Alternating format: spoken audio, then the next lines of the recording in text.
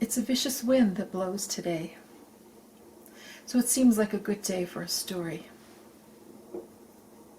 She was ancient. She had been alive for so long that no one, even herself, could remember when she had come to be. She had just always been there. The Yucca Mother.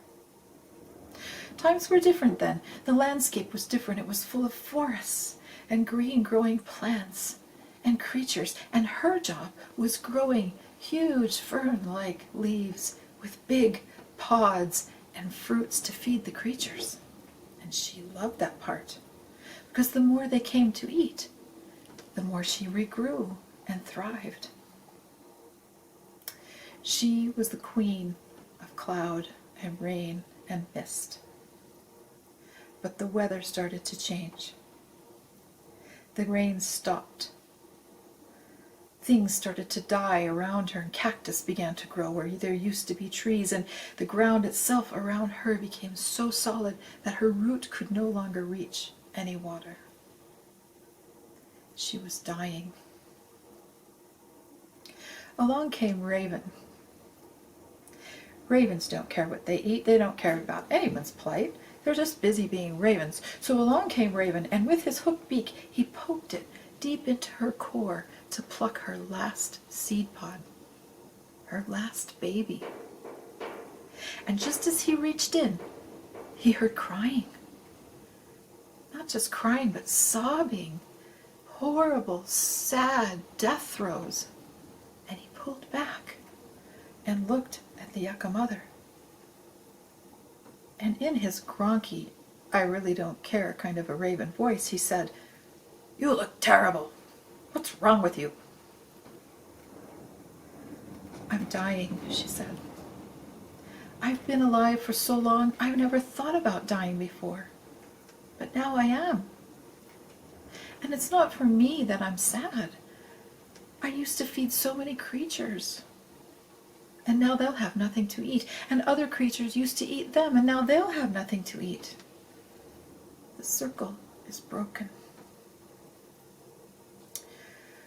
Well, Raven wasn't really a thinker. He thought thinking was nonsense. But at that moment, something in the Yucca Mother's story made him pause. And he said, "Let me take your last baby and go find help." Well, Yucca Mother knew better than that. Raven never had anyone's best interest but his own, and he was certainly not to be trusted.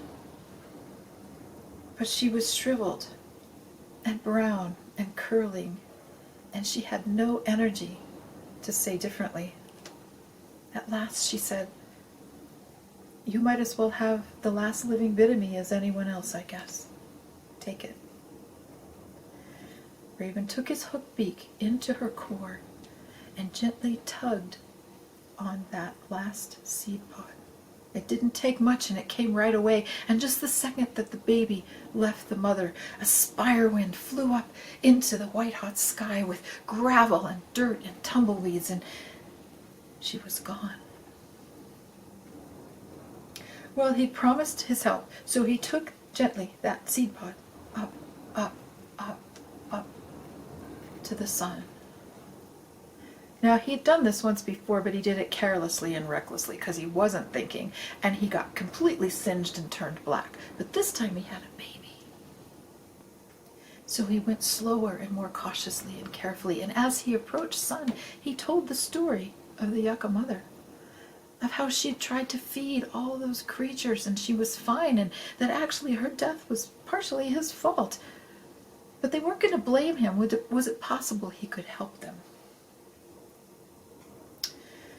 Sun was generous. Sun never meant to harm anyone. It's just that when you're so big and so powerful, sometimes it happens accidentally. He reached two tiny rays out and took the baby, the seed pod, from Raven, and he blew on it. And up came a sparkle, just the tiniest sparkle. It was a spirit being. It was a sprite. And he whispered to the sprite a baby song. Because all babies need a song. And he took the pod and the sprite and the song, and he handed it back to Raven, who took it gently in his beak. And Sun said, "Now, here's your instructions. Do not take this to a sheltered place. Do not hide it where it will be safe. No, take it right back to where the mother had been growing and lay it on the open, sandy ground. Worry not about weather or harm or creatures. Do not, just lay it out in the open." Well, again, Raven wasn't a thinker, but in his mind, this didn't seem like a very good idea for a baby. But he'd do what he was told, so he took that pod down and down and down, and he laid it right on the desert floor where the yucca mother had once lived. Curiosity got the better of him. He flew over to a sagebrush and planted himself to watch and see what was going to happen. After a little time, the seed pod began to sparkle. And more sparkle and light came out until it got bigger and bigger, and there was a sparkling light. And Raven couldn't actually see what was going on, but he could hear that baby song, and he knew something was happening in there. And after a little more time, the light began to shrink down. And when it went away, Raven saw something he had never seen before.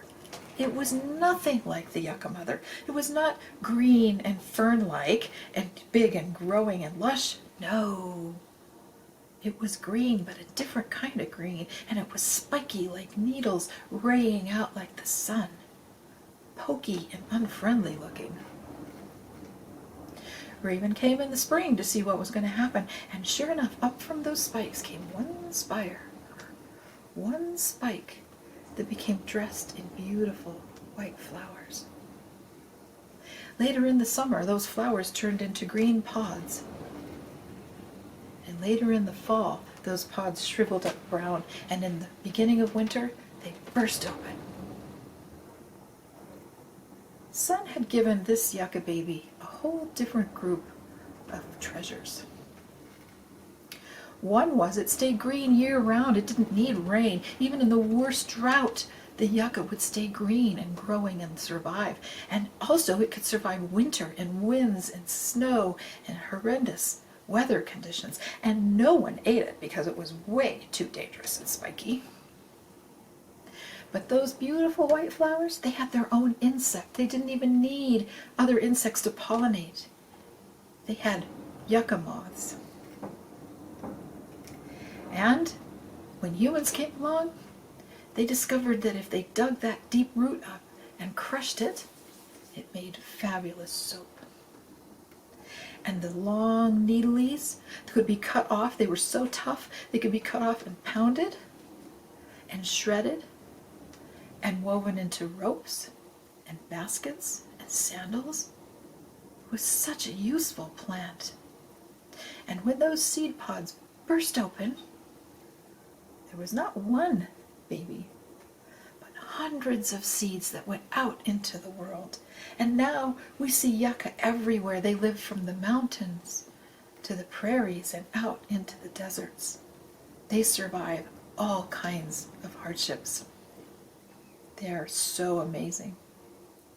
And maybe sometime, if you're ever able to walk at night in a full moon where there's yucca plants growing, you'd be able to see the sprites dancing on the needle tips of the plant. And if you listen, you might be able to hear the baby song that Sun gave the first yucca baby. Because all babies need a baby song.